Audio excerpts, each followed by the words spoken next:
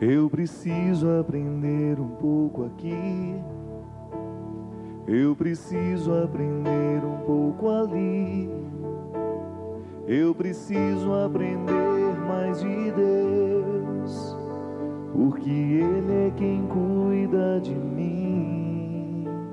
Se uma porta se fecha aqui, outras portas se abrem ali. Eu preciso aprender mais de Deus, porque Ele é quem cuida de mim. Deus cuida de mim. Deus cuida de mim. A sombra das suas asas, Deus cuida de mim. Eu amo a sua casa e não ando sozinho, não estou sozinho, pois sei, Deus cuida de mim. Deus cuida de mim. A sombra das suas asas, Deus cuida de mim. Eu amo a sua casa e não ando sozinho, não estou sozinho, pois sei, Deus cuida de mim. Eu preciso aprender um pouco aqui, eu preciso aprender um pouco ali, eu preciso aprender mais de Deus, porque Ele é quem cuida de mim. Se uma porta se fecha aqui, outras portas se abrem ali. Eu preciso aprender mais de Deus, porque Ele é quem cuida de mim.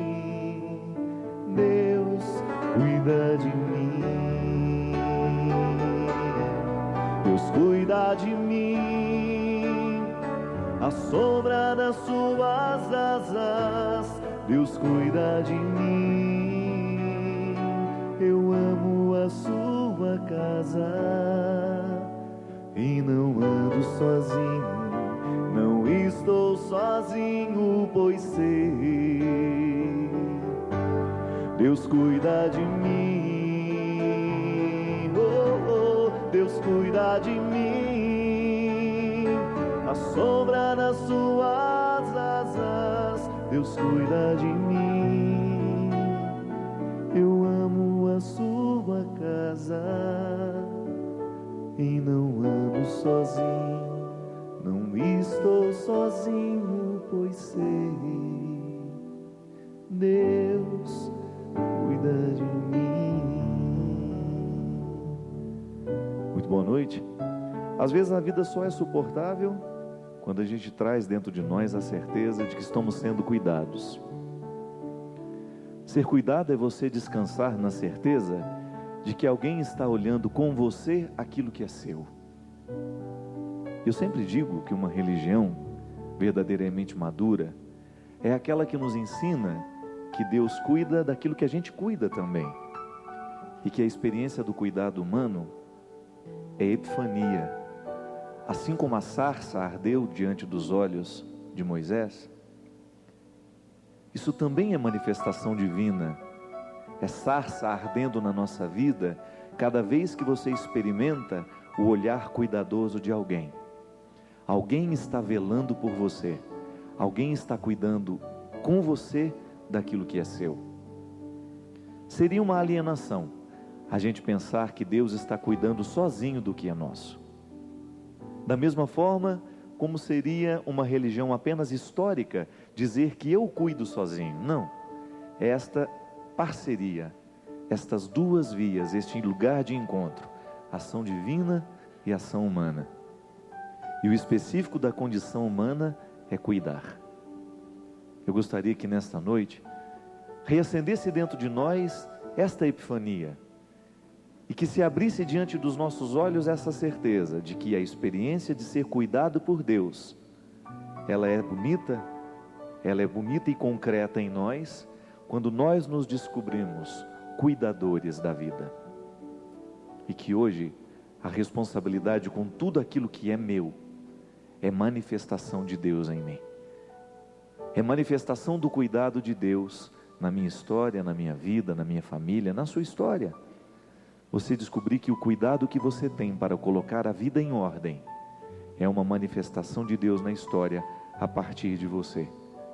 E que o seu cuidado humano figura na história a presença de Deus, legitima a presença do sagrado na vida, cada vez que o ser humano cuida da vida que tem. Nas escolhas que faz, no perdão que concede, no abraço que reconcilia, no sorriso que traz para perto, na vida que a gente reconcilia, mesmo depois dos nossos sobressaltos, mesmo quando a gente não consegue segurar a ira, quando a gente não consegue segurar o que a gente tem de pior, e Deus nos mostra, pela força do cristianismo que há em nós, que o jeito mais bonito é correr e cuidar, não deixar que o sol se ponha sobre a nossa ira. Que isso é o bonito da vida, minha gente, quando você ainda tem hoje a oportunidade de consertar o que ficou errado na vida. Isso é cuidar, é você não colocar sob o travesseiro tudo o que deu errado ao longo do dia, mas é você fazer essa matéria-prima voltar a ser bela, da mesma forma como nós retiramos a poeira de um móvel, ou como damos lustre a um metal que estava opaco. E a flanela, que muitas vezes dá esse brilho e traz essa nova cor à vida e que devolve a ela a beleza, a harmonia, é justamente o cuidado humano. Quando a gente se cuida, quando a gente não permite que o diabo vença no nosso meio, entre nós e dentro de nós. 0 operadora 12 31 86 26 00. E hoje o programa Direção Espiritual vai contar com uma pessoa que para mim é um cuidador de Deus na minha vida. É um ser humano que desde quando o conheci, fez diferença na minha história, pelo zelo que ele tem com o meu sacerdócio, mesmo antes de eu ficar padre. A casa dele foi o lugar que eu escolhi para passar os últimos dias, antes de me tornar padre. Foi lá que eu confirmei que eu não queria ser pai, quando eu vi o trabalho que o Dude dava para ele. Foi lá que eu confirmei que a família vale a pena. Foi lá que eu confirmei que o sacramento do matrimônio é uma das coisas mais lindas que nós podemos celebrar, quando vivido na honestidade e na cumplicidade. E é esse homem cuidador, por isso fã de São José, que foi o cuidador de Jesus, que eu quero hoje no programa Direção Espiritual convidar para fazer parte deste programa, para nos orientar nessas direções que o nosso espírito precisa. Ricardo Sá. Oi, padre, benção. Deus te abençoe, meu filho. Ai, que delícia, ficou tudo melhor. Rico, você sabe que o seu bom. apelido diz tudo, né? Eu lhe Pois acho é. de uma riqueza tão grande. De vez em quando eu escrevo alguns e-mails para alguns amigos, para minha família, gosto muito de escrever assim, no final, rico, vírgula, o pobre. O pobre, é verdade, mesmo porque a sua riqueza está nessa simplicidade bonita, a sua capacidade de acolher. Ricardo, hoje, quando eu recebi, né, a confirmação de que você estaria aqui, primeiro pensei, gente, como é bom, né, a gente ter a oportunidade de dividir a nossa vida assim. Aliás, era uma das propostas que eu tinha para o Gilberto, eu já tinha falado para ele, que o programa Direção Espiritual fica mais vivo quando ele é conversado, quando a gente tem a oportunidade de conversar. E hoje a primeira coisa que me veio, sabe, na hora que eu pensei, hoje eu quero o Ricardo para falar de paternidade, para falar de vida esponsal. Porque a sua paternidade você exerce em duas dimensões muito bonitas. Eu te vejo pai da Eliana Sá, marido, pai, da mesma forma como eu te vejo pai do Dude e irmão dele também. Como é que é? Hoje a gente sabe, Ricardo, que uma das grandes dificuldades que nós temos na família é justamente esta incapacidade humana de exercer papéis diferentes. Grande parte dos casamentos dão errado, minha gente, porque o marido só quer ser marido. ou ele só quer ser o pai? Quando na verdade, ser pai, ser marido, é o desdobramento de muitas funções, não é verdade? Olha, enquanto você foi falando, eu ia me vendo em tantas situações do meu dia a dia, que eu vivo com a Eliana e com o Eduardo, que é exatamente assim. Essas coisas que você foi dizendo, elas são tão vivas, tão claras dentro de mim, que eu confesso não ter assim dificuldade nenhuma de vivê-las. Elas são muito naturais em mim.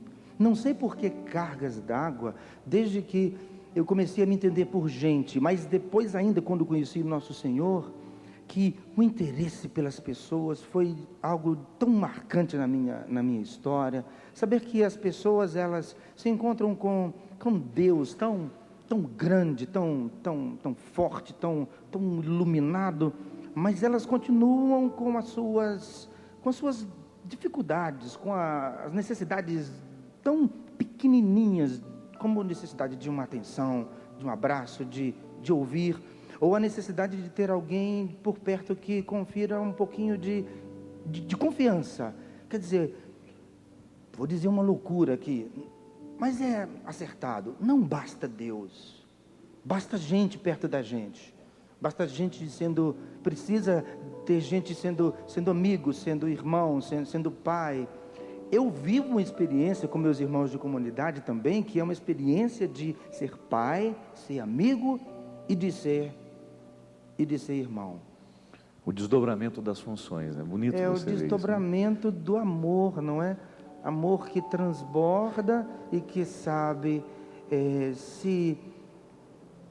a loucura da empatia, não é? Que foi o que nosso Senhor fez comigo e com você, e faz com todos nós um tempo inteiro. Nosso Senhor, sem deixar de ser quem Ele é, se colocou no meu lugar, para ver como é que eu falo, para ver como é que eu sinto, para ver como é que eu enxergo a vida, para falar comigo, para que eu fosse capaz de entendê-lo.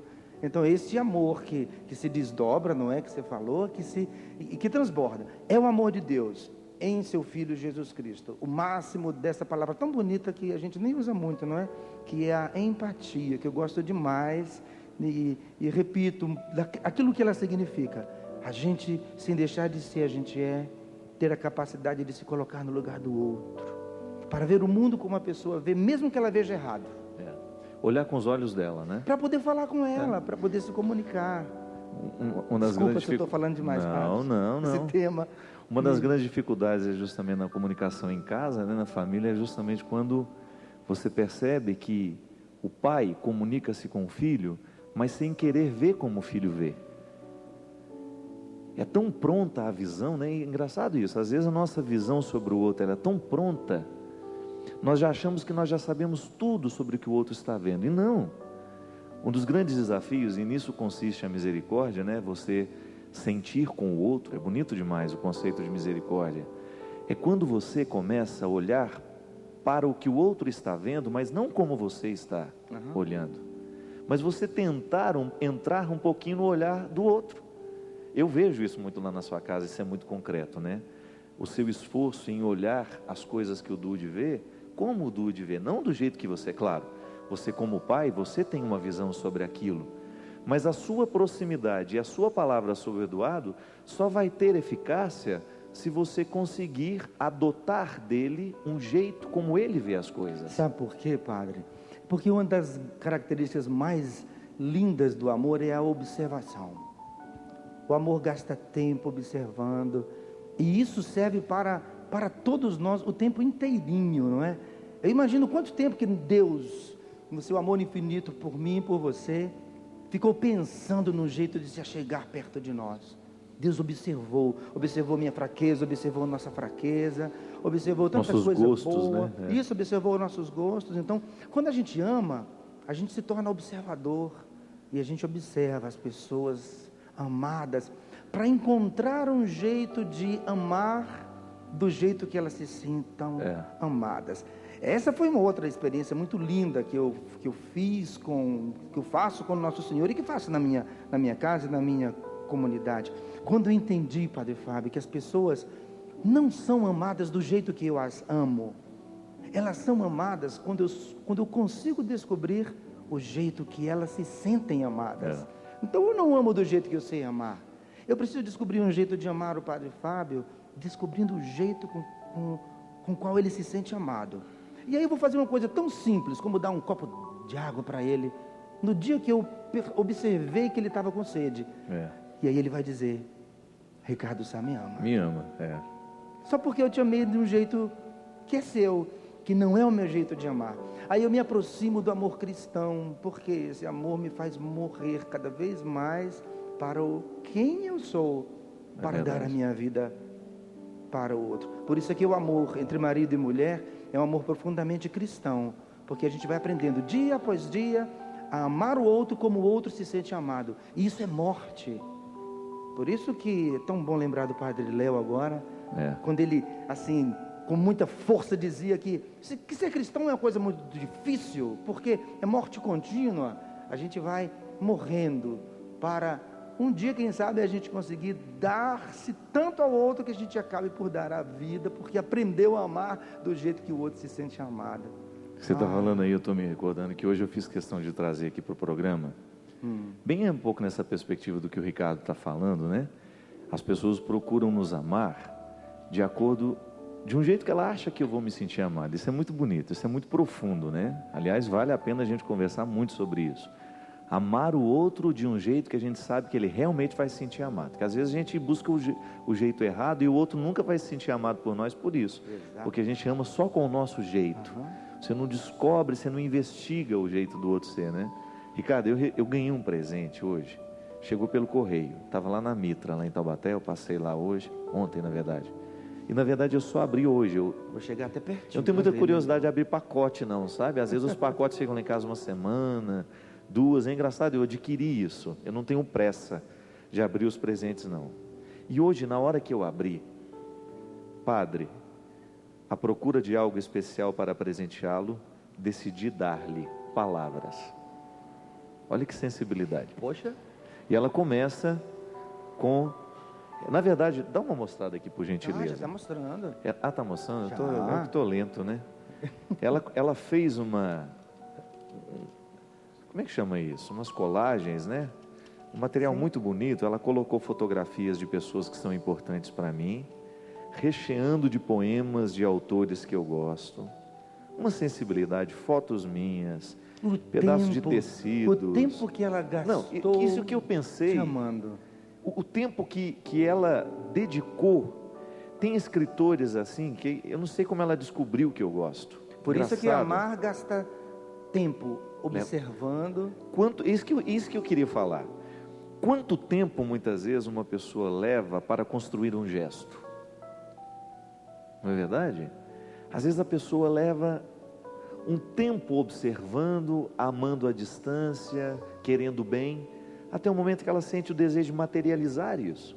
Eu digo isso porque na ânsia de querer amar, a gente materializa antes da hora. Aí a gente dá presente por dar. A gente entrega muitas vezes o que não é nosso, né? É como dar um presente para um filho com dinheiro que você não tem. A materialidade, eu estou dizendo isso porque a gente está em tempo de Natal, né? Um tempo de muito presente, né? O presente material, ele não segura muito significado às vezes. Hoje, por exemplo, hoje eu ganhei um relógio quando cheguei, mas o olhar dos dois me entregando o presente, Padre, nós conhecemos o Senhor, e foi contando um pouquinho do porquê que estava dando o relógio, né? E eu achei bonito porque eu não uso o relógio de qualquer jeito. Da mesma forma como eu já ganhei um dia, eu não sei nem quem foi. Durante o meu acampamento de março, um rapaz tirou o relógio do braço e colocou no meu, mandou entregar para mim. Foi até minha mãe que entregou, a senhora lembra, dona Ana? Eu nunca vi o rosto desse rapaz, mas toda vez que eu coloco o relógio no braço, eu te juro que eu me recordo do moço que eu não sei quem é, porque é um gesto que nos atinge de um jeito novo, né? É engraçado isso, o quanto que de nós está no gesto que a gente realiza. Quanto tempo leva para ficar pronto um presente? Quanto tempo um motivo precisa ser construído para eu querer ir na loja comprar alguma coisa para alguém? Isso é tão bonito, gente. Esses dias eu estava pensando como é que eu ia... Eduardo Neto agora está com 15 anos. Está com 1,80 m. Nossa Senhora, está maior que nós. Deu uma esticada. E eu fiquei esses dias pensando, porque ele está naquela fase em que ele, como todo adolescente caminhando para a juventude, os pais deixam de ser os Namorando heróis. já, não? Já acabou o namoro. Já começou, mas já acabou. Teve um outro rapidíssimo, já acabou. Ele vai ficar bravo comigo. Mas a gente vai conversar em casa. Pai, por que você foi dizer isso? Pai.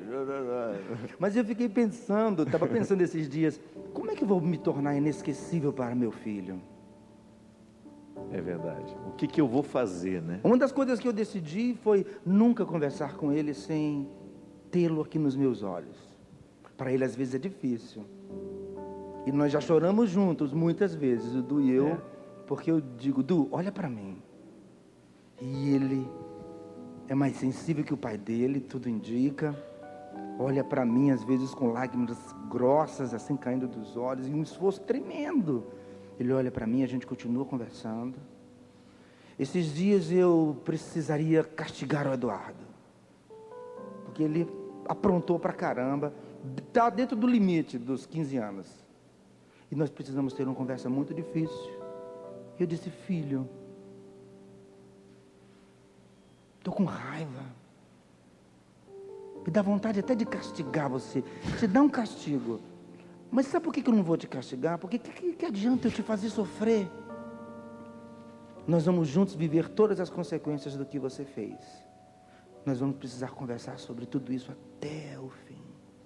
E nós temos conversado muito de uns dias para cá. Tem sido muito cansativo para ele. E olho no olho.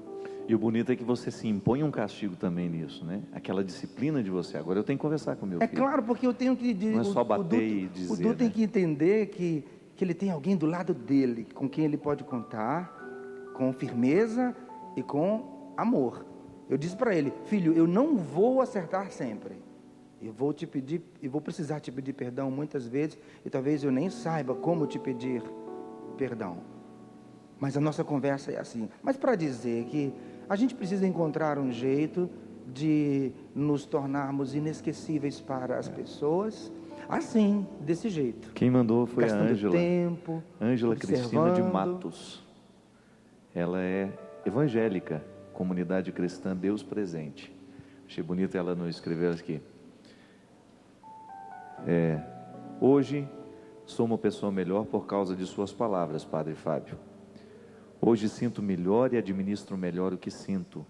Hoje vejo melhor e aproveito melhor aquilo que vejo. Hoje administro melhor meus sofrimentos transformo minhas dores em aprendizado. Hoje, porque me transformei numa pessoa melhor, também ensino melhor.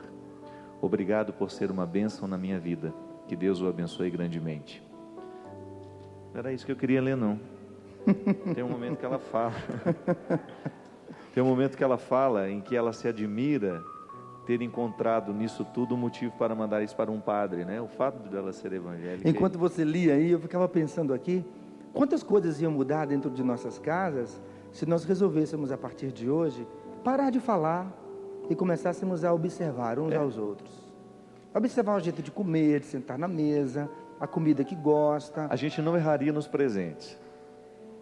Eu acho que a gente se daria mais aos outros e a gente seria o grande presente.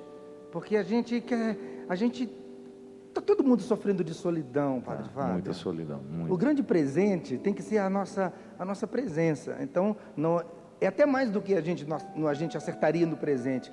É que a gente ia ser o grande presente. Porque, de alguma forma, quando alguém percebe que tem alguém que me observa com amor, isso daí já é amor. É aquela velha história. Hoje eu estava respondendo uma entrevista, um jornalista lá do Tocantins, ele mandou por e-mail, e ele perguntando assim, a respeito dessa época de fim de ano, né, do Natal, o que eu acho, o que se transformou o Natal, né?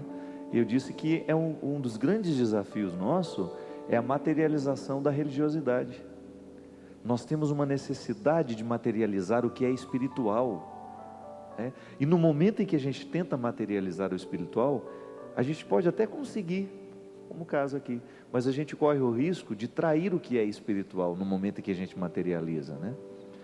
Às vezes a gente tem uma ansiedade tão grande de dar ao outro alguma coisa, quando na verdade o que ele mais está precisando é que a gente dê a ele o que a gente é. Tempo de Natal é um tempo da gente pensar nisso, né? A qualidade dos presentes que nós vamos dar às pessoas neste fim de ano. Claro, expressar materialmente o carinho que a gente sente é muito bonito e é bom a gente fazer se a gente pode. Mas nunca esquecer que junto com aquela matéria, o que verdadeiramente a gente precisa dar é o que a gente é. Porque na verdade, como o Ricardo dizia, a matéria não costuma resolver o problema da solidão. Agora, quando nós nos damos uns aos outros, a gente sem dúvida ocupa os espaços que estão vazios e que estão precisando ser preenchidos. Mas você pode continuar ligando para nós. 0 operadora 12 31 86 2600. Nós vamos para um rápido intervalo, mas a gente volta daqui a pouco com o programa Direção Espiritual.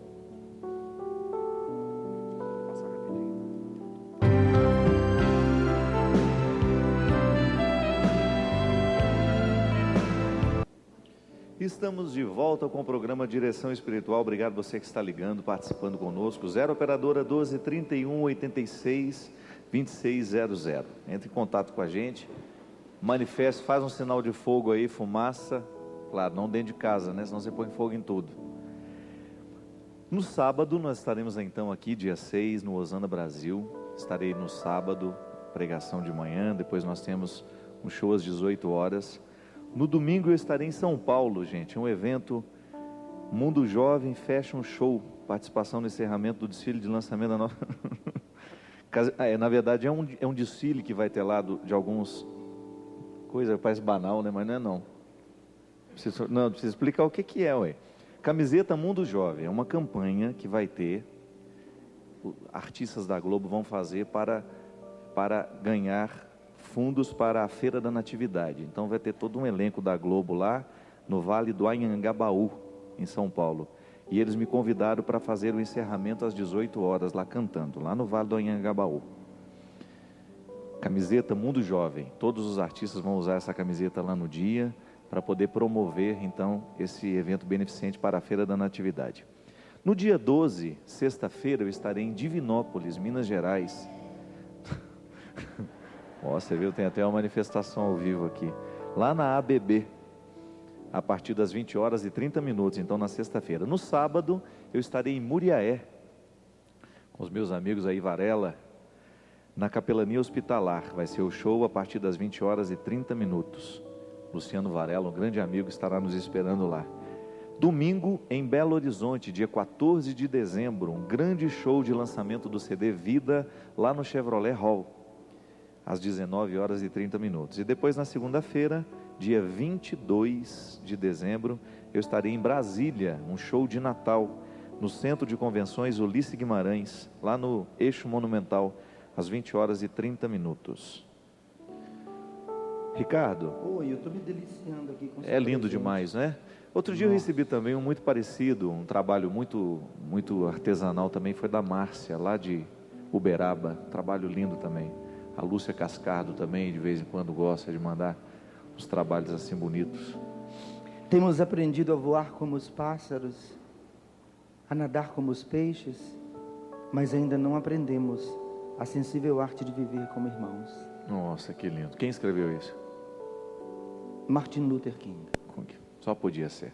Olha que bonito também, Ricardo. Fala, querido. Essa carta que eu recebi, endereçada a mim e ao Padre Jonas. Na verdade, ela mandou a carta igual para mim. Eu encontrei a Beatriz Lobo, lá de Vitória, no avião. Ela veio para o encontro de outubro, não conseguiu nos encontrar entregar o presente que ela trouxe, e coincidentemente eu estava indo para Vitória no mesmo voo que ela estava voltando.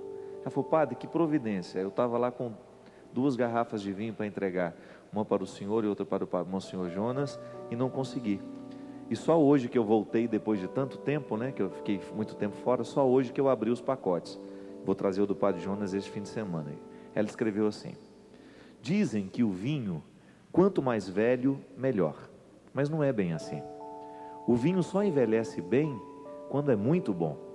Em outras palavras, um vinho vai provar suas qualidades no decorrer dos anos. O vinho mau não permanece, azeda. Existem vinhos que são muito bons quando jovens, mas não conseguem chegar à maturidade. Na verdade, não existem regras para o vinho. A vida do vinho vai depender do tipo de uva, das condições climáticas, do terreno plantado, da elaboração e da armazenagem. Costumo dizer que o vinho é como o homem, cada um tem uma personalidade diferente. Seu caráter não só depende do que ele traz no coração, também depende das condições em que foi criado. Jesus, quando escolheu o vinho, sabia de tudo isso e muito mais. Cada dia que vivo me surpreendo com essa bebida e o que mais me comove são as amizades construídas, fortalecidas e eternizadas diante de uma garrafa de vinho. Não se abre um vinho para beber só. O vinho é para ser dividido. Ele nos estimula ao diálogo. Estimula o olfato, o paladar, acompanha uma bela refeição e nos eleva ao alto. Quando não ingerido em abuso, nos deixa em estado de graça. Não foi ao acaso que Jesus elegeu o vinho. Alegrai-vos e saúde em Cristo Jesus. Beatriz Lobo. Lindo demais, né, gente? Ai, que lindo. É a sensibilidade desse povo que surpreende a gente. Eu fiquei me lembrando de uma coisa que eu escutei de Nosso Senhor. Eu pouquíssimas vezes na minha história com Jesus Cristo, eu o escutei falar comigo. Mas uma vez eu escutei Nosso Senhor me dizer assim. E eu me lembrei disso enquanto você trazia esse belíssimo texto. Nosso Senhor um dia me disse assim: Ricardo, o amor que faz você feliz, o amor que cura você, não é o amor que você recebe. O amor que cura você é o amor que você oferece de graça aos outros. Ricardo, o amor que te liberta não é o amor que você diz que tanto necessita receber. O amor que te faz feliz, o amor que te faz pleno, é o amor com o qual você é capaz de amar plenamente, continuamente os outros. Eu escutei Nosso Senhor me dizer isso lá no fundo de minha alma, durante um programa, O Amor Vencerá, com Luzia Santiago. Isso marcou minha vida de um jeito Isso assim, é lindo, lindo, lindo. enorme, assim, de um jeito assim, decisivo. Fui entender o que é cristianismo, entendendo melhor o que Nosso Senhor me disse ao coração. Fico pensando em tanto nas nossas famílias.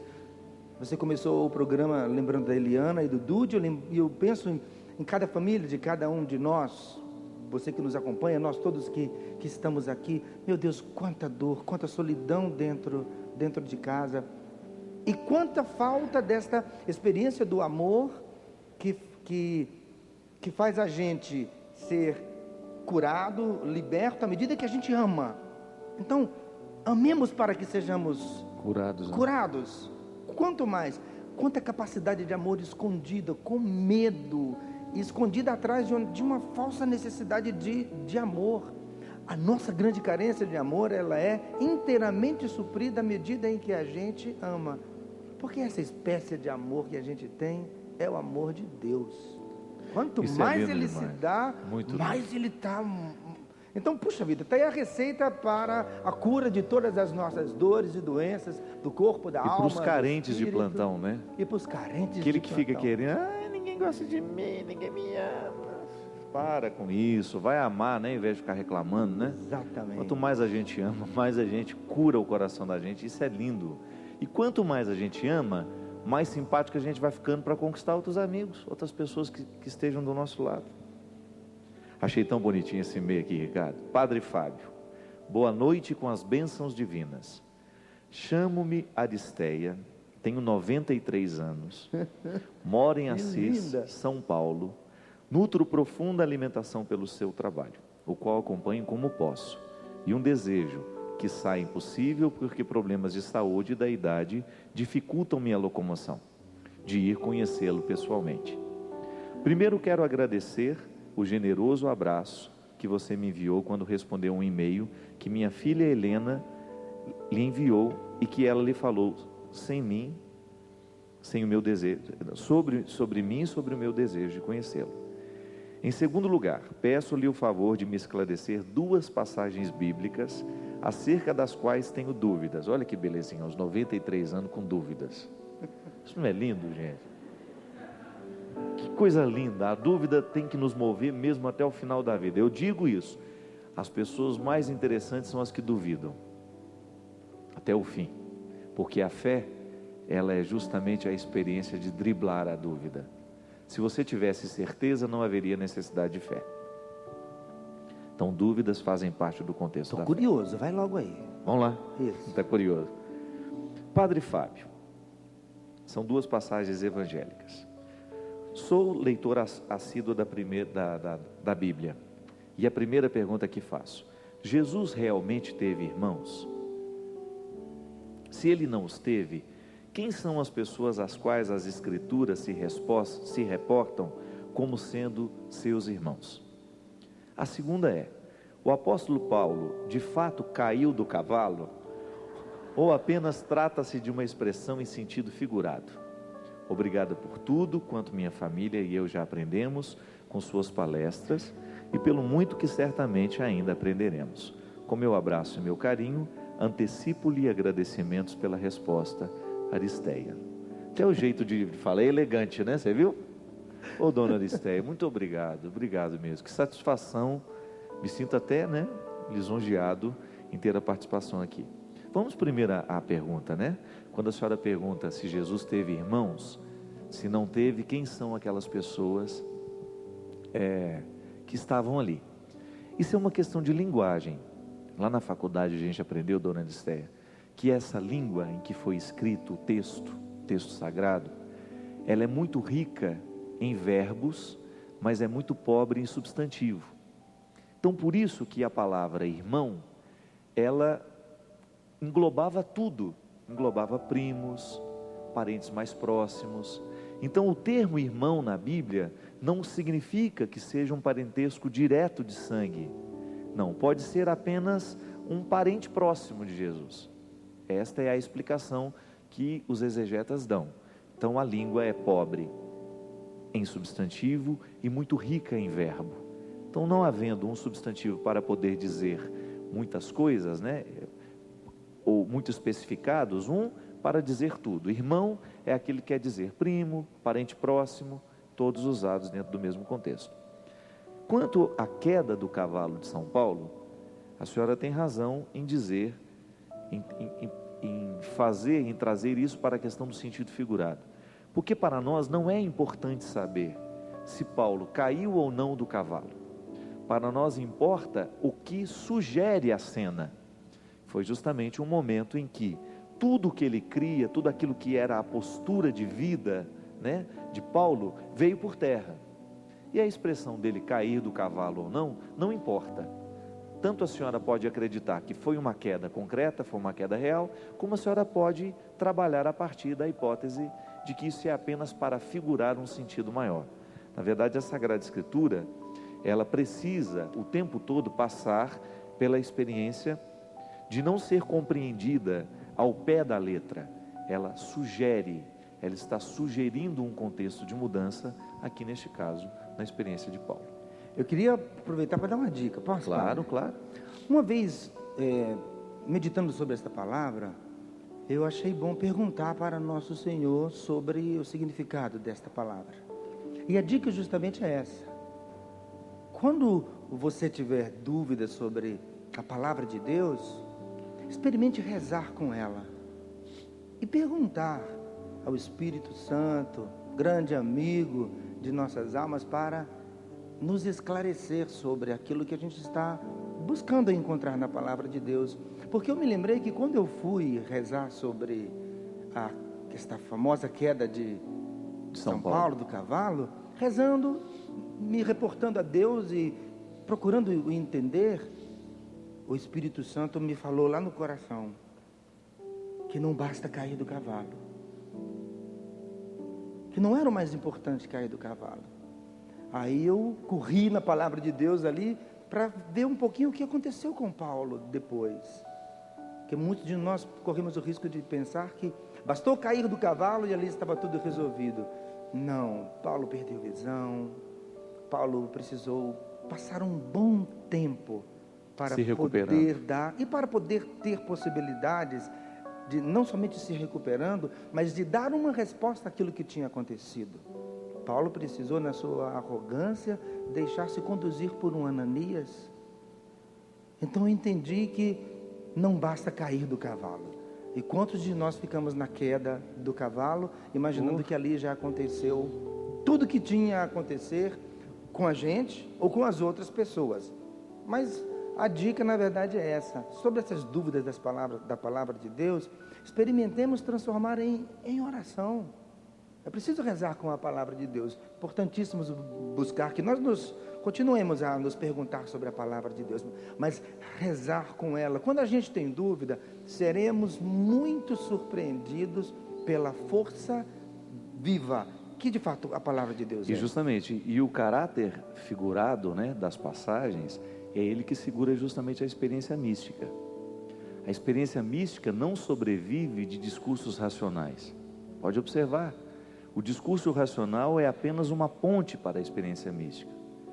Porque se você vai ler os místicos, você vai ver que eles dizem coisas que são bonitas, mas que nem sempre têm sentido. É engraçado isso. Quando a beleza, ela não carece de uma lógica. É bonito, pronto, acabou. É como a gente querer dar razão ao porquê da gente gostar de alguma coisa, né? Então, a experiência mística com a palavra, e nisso já está o contexto da oração, ela desperta justamente daquilo que você não compreende, mas que ao mesmo tempo que causa um impacto em você. A palavra não é para ser dissecada, né? Ela não é um manual de receita, não.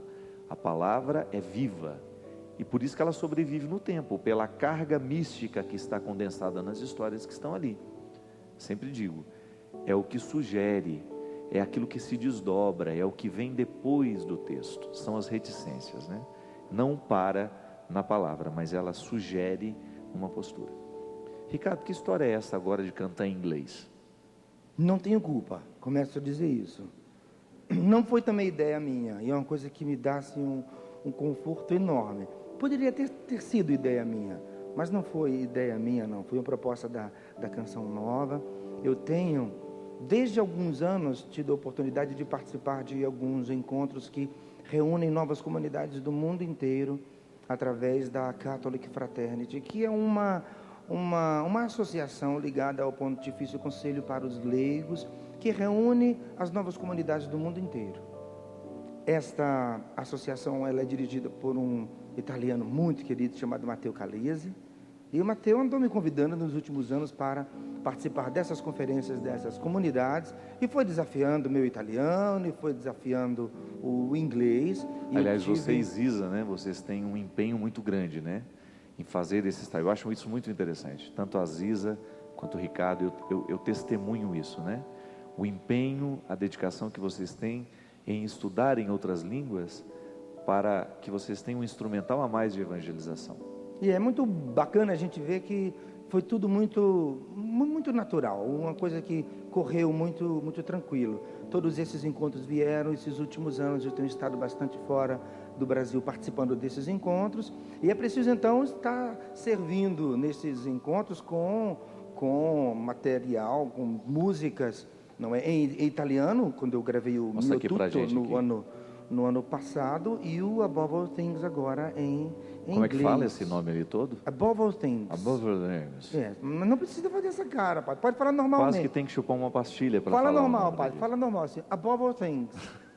Não vai me constranger agora tá bom, em cadeia nacional, né? Então, legal. Eu apresentei o CD, apresentei esse CD na Irlanda, apresentei nos Estados Unidos. Pois é, eu te fiz Itália. essa pergunta porque eu já sabia, na verdade, né? Eu tenho acompanhado as suas viagens, sobretudo a Irlanda, esse trabalho bonito que você tem realizado. Um desafio enorme. Lá eu comecei a falar para os irlandeses.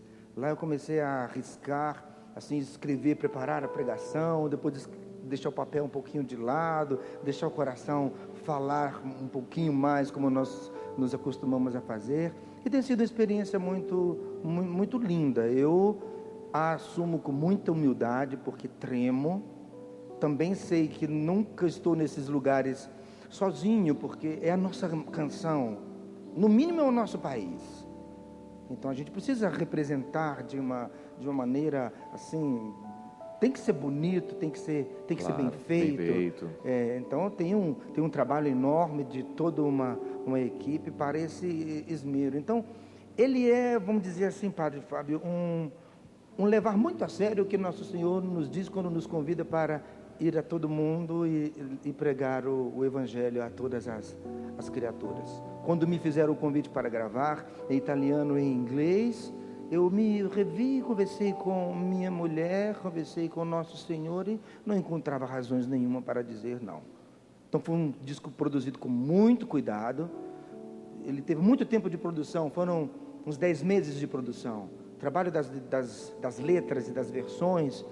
Participaram comigo amigos da Irlanda, amigos dos Estados Unidos, amigos da Inglaterra, um amigo inglês que esteve no estúdio junto comigo, revendo sotaque e versões para que a gente possa ter um trabalho de qualidade. Então, eu ainda não apresentei aqui no Brasil, ele será apresentado justamente no Hosana, no sábado à noite. Mas canta uma música pra gente agora, para Claro. fazer uma prévia. Pode ser? Vamos ouvir? Claro, canto com muita Então, vamos alegria. lá. Estou muito feliz de estar aqui. Vou cantar uma muito pra cima, é a primeira música Animar do nossa CD. plateia aqui Chama-se hoje. As a Blind. Convido você para ficar de pé para a gente cantar e dançar.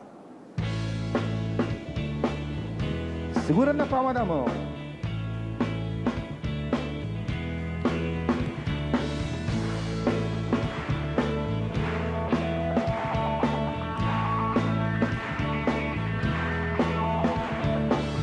Sometimes I don't see your hands guiding me. Sometimes I don't feel your love in my life. Sometimes my desire is to stop and come back, is to take in my hands my freedom. Today my world is broken, and I feel that you are not here. But I ask you to give me more faith, so I find myself walking your path again. Oh Father, your love surrounds me. Oh Father, your love is my history. How by your love makes me free, and I can't be far from you. Oh Father, your love surrounds me. Oh Father, your love is my history. How by your love makes me free, and I can't be far from you.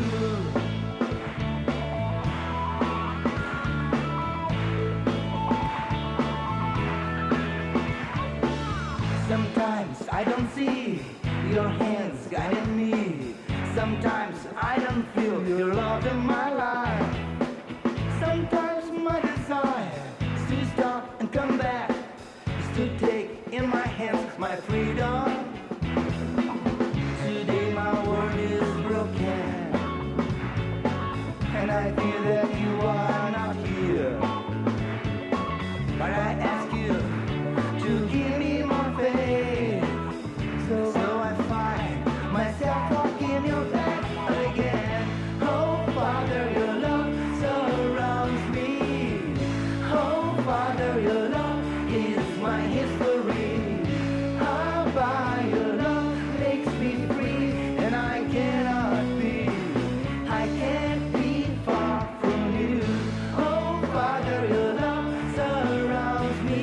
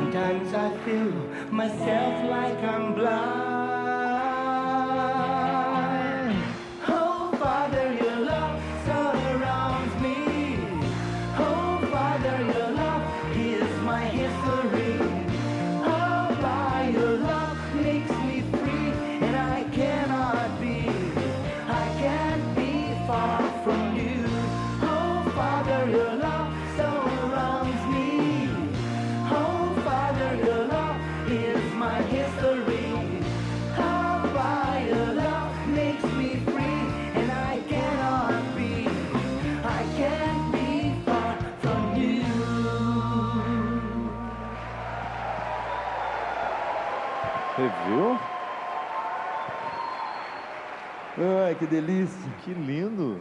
Obrigado. Engraçado que o povo canta junto, você viu? Claro, é tudo muito Claro que tem uns que simples. é um coro mentiroso, né? Que você vê que a pessoa não está entendendo nada, ela só vai no finalzinho. Mas agora eu estava observando que tem algumas que conhecem mesmo já a letra. Isso é tão interessante, né? Como que a missão ela vai se desdobrando em outros caminhos, né? Existe uma linguagem, né? Eu não teria coragem de jeito nenhum de cantar em inglês ou em italiano se eu não tivesse feito com esse povo que está aqui a experiência da linguagem do amor. A experiência da linguagem que ultrapassa ser uma outra língua, né? Porque existe entre nós tanto amor, é ou não é, galera? É tanto amor, esta canção nova é uma família de amor. Esta obra se mantém, esta obra está de pé, porque existe amor entre nós. Amor repleto de imperfeição, porque é assim que nós somos. Amor perfeito. Só nos jardins. Só nos jardins com aquela florzinha com nosso Senhor. Enjoada. E olha, tem gente mostrando camiseta ali, porque tem tem caravana aqui. Pompeia, de Pompeia. Cruzilha, pode Minas levantar Gerais. agora. Tem gente de Manaus ali também. Eles estão com todas uma camiseta que fazia tempo que eu não via. Está escrito o quê? Sorri. Sorry, eu sorri. Não é sorry. Agora o trem está tudo tão em inglês aqui que a gente já não sabe mais o que é português. Quem ama sorri. Bendito seja Deus. Ricardo, obrigado, querido. Obrigado mesmo. Fica aqui comigo para terminar. Deus te abençoe. Amém.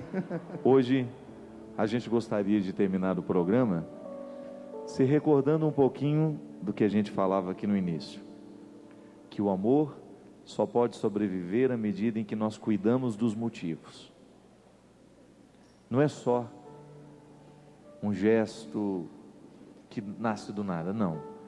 Amar é você costurar a vida com essa sabedoria que o amor nos ensina mesmo, de você descobrir que há um jeito de você se dar no dia a dia, de você cuidar. Talvez nesse tempo de Natal, esse tempo de final de ano, a gente precisa resgatar essa mística do cuidado, essa mística do amar e ser amado a partir dessa experiência de cuidar e ser cuidado. A partir da experiência bonita que o Ricardo nos fala da sua família, que a gente possa se recordar da nossa também. Qual é o contexto do nosso amor?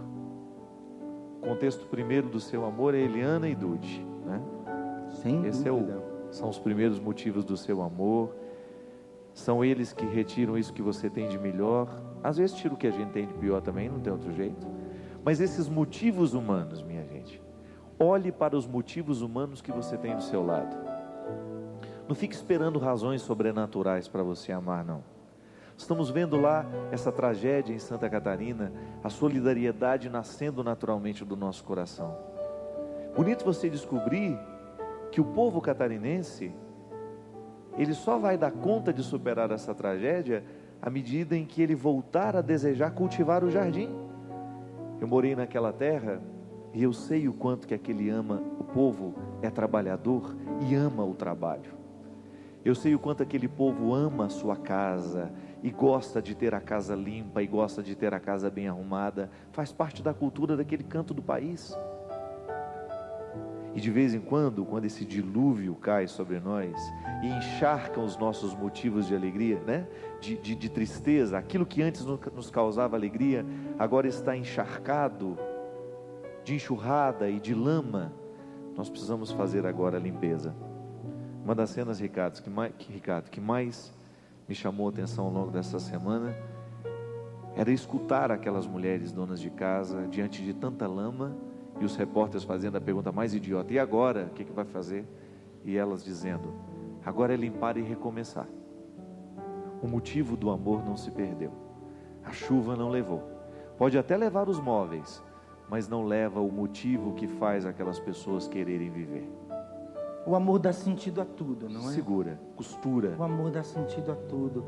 Eu peço assim que todas essas palavras, isso que com certeza são palavras inspiradas para a nossa vida, que elas não passem pela nossa vida como coisa bonita que a gente ouviu e admirou, mas que a gente seja capaz de transformando tudo isso em vida, no seu dia a dia.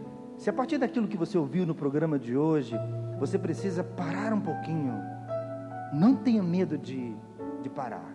Parar para observar-se, parar para observar.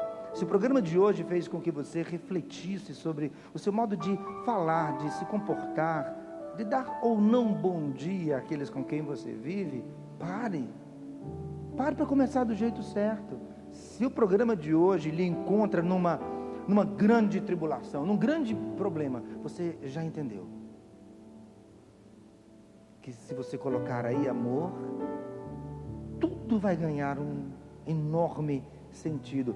Valerá a pena. Eu tenho saudade de momentos difíceis que eu vivi. Tenho saudade de dores profundas quando eu aprendi a amar.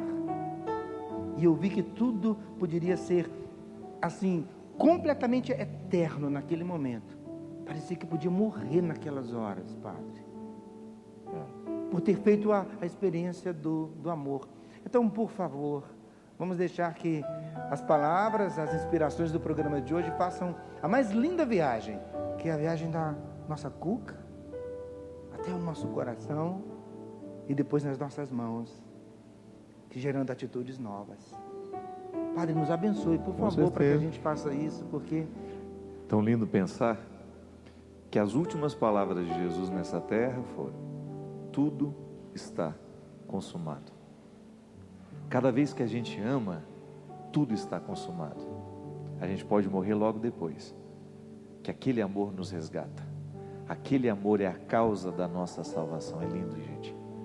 É lindo pensar que o amor que nós amamos nos salva, nos resgata. E é isso que nós queremos pedir a Deus hoje através dessa bênção. Que mesmo no momento da dor a gente tenha coragem de dizer: tudo está consumado, porque o amor está nos resgatando. E até a semana que vem, se Deus quiser. O Senhor esteja convosco.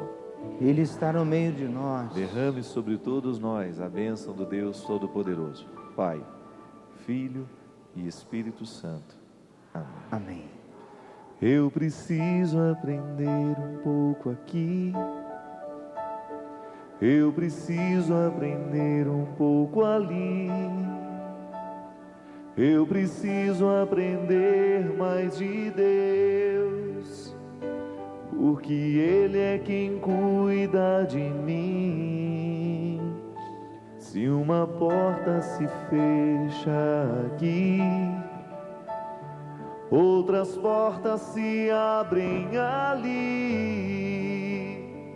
Eu preciso aprender mais de Deus, porque Ele é quem cuida de mim. Deus cuida de mim. Deus cuida de mim. A sombra das suas